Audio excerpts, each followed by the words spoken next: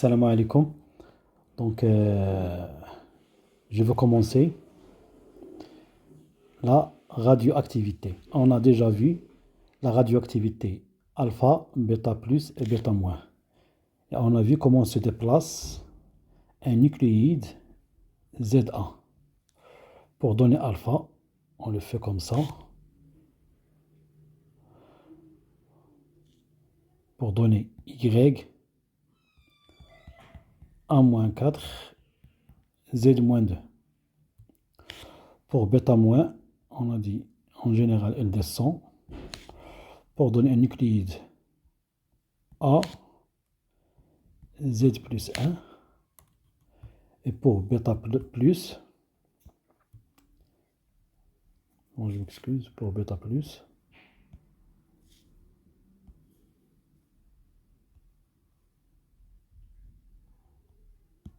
ça bêta plus, Y,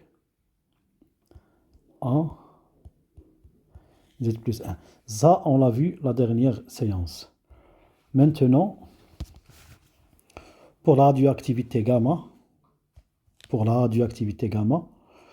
donc c'est une désintégration nucléaire naturelle, spontanée qui accompagne les radioactivités bêta plus, bêta moins et alpha.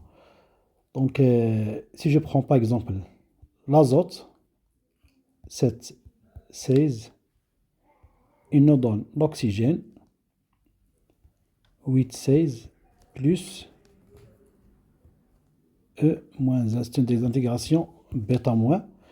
Ça, on fait une petite étoile sur le haut. C'est-à-dire qu'il est excité. L'oxygène, il est excité. Et il doit perdre son excitation pour donner O 16,8 plus les rayons gamma. Et on a dit que les rayons gamma sont des rayons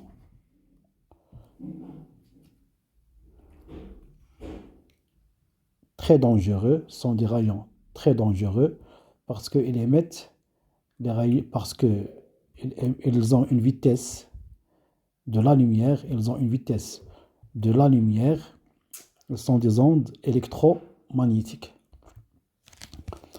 Après, on passe à la famille radioactive.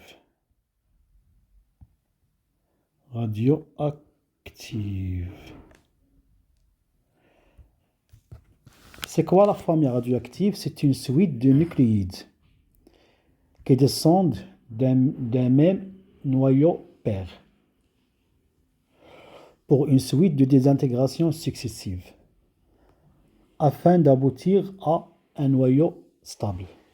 Donc si je prends l'uranium,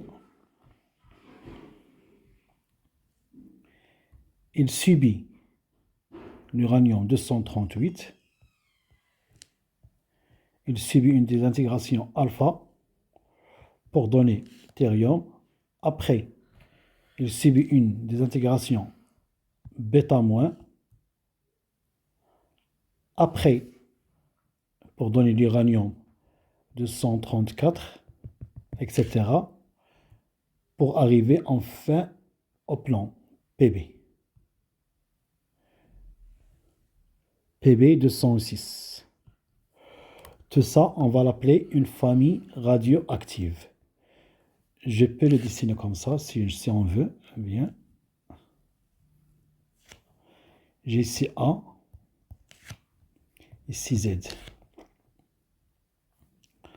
Donc, je descends ici d'uranium, 238, comme ça, pour donner TH, fonction de alpha. Donc, alpha, pour donner ici, ça va venir 234. Après, il y a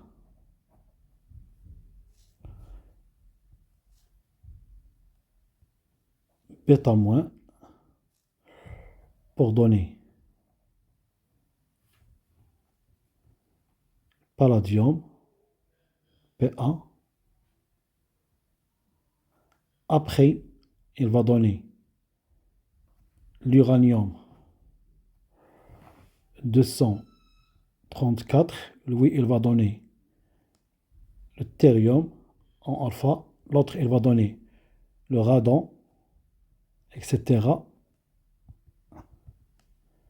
jusqu'à Pb. Tout ça, on appelle une famille radioactive. Une famille radioactive. Donc, l'uranium, il était instable. Elle passe à notre élément plus stable, à notre élément plus stable. Après, enfin, il se trouve au Pb stable.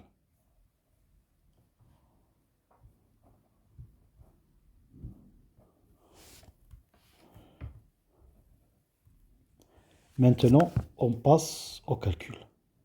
Donc, c'est la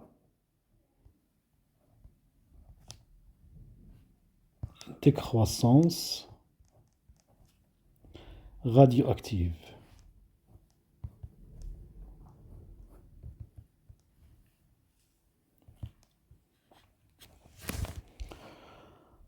On avait déjà dit que la radioactivité, c'est un phénomène. Donc, la radioactivité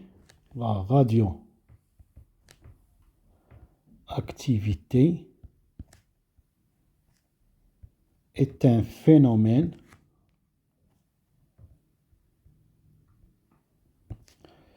spontané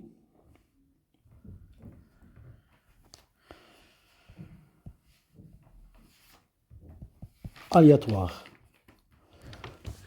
Donc, on ne peut pas prévoir l'instant de désintégration. Par contre, le nombre de noyaux restants, c'est-à-dire le nombre de noyaux non désintégrés d'un échantillon radioactif, donc si je prends un noyau comme ça, on ne sait pas quand est-ce qu'il va commencer sa désintégration. Après un certain temps, il reste comme ça, un petit peu. Ce noyau non désintégré, il suit la relation suivante. C'est une relation très essentielle. N de t égale N0 exponentielle moins lambda t. N de t égale N0 exponentielle moins lambda